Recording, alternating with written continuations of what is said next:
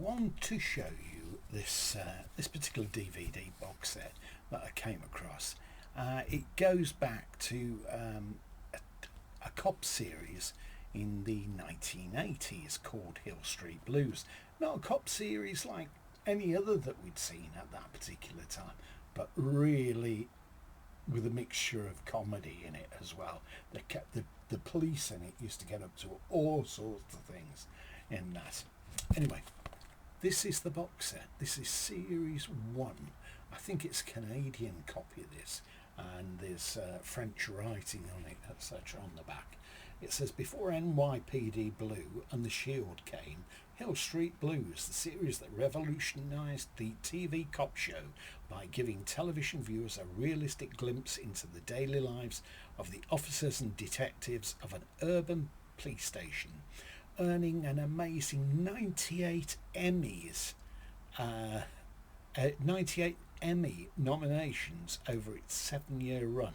Hill Street Blues was one of the most innovative and critically acclaimed shows of the 80s. Right, there's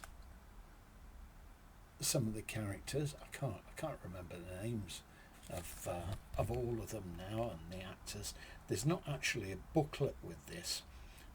Let's be careful out there. That was the thing that they used to say after the roll call and all the police went off to their duties.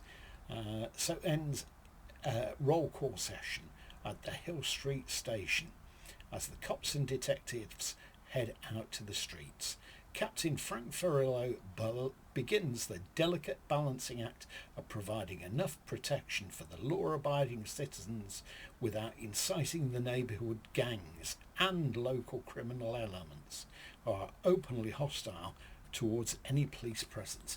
Well, there used to be one that would be in it called Jesus. I don't know whether it's Puerto Rican or whichever. And then there was the other chap that's in CSI, David Caruso. That's him, David Caruso. He was a gang leader. He was a gang leader of Irish guys, apparently Irish Americans, and he used to wear this sort of strange Irish hat on the side of his head. Used to always make me laugh when they got the two gangs together and had meetings about that. But there were some fantastic storylines and some hilarious things happened.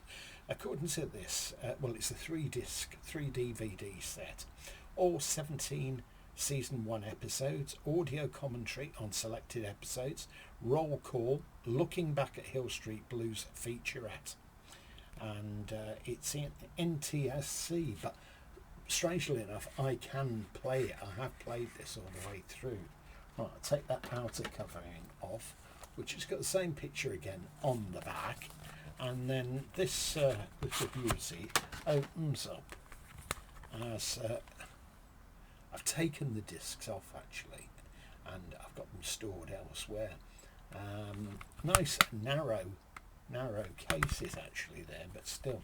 There are 3 discs on this, as I said before.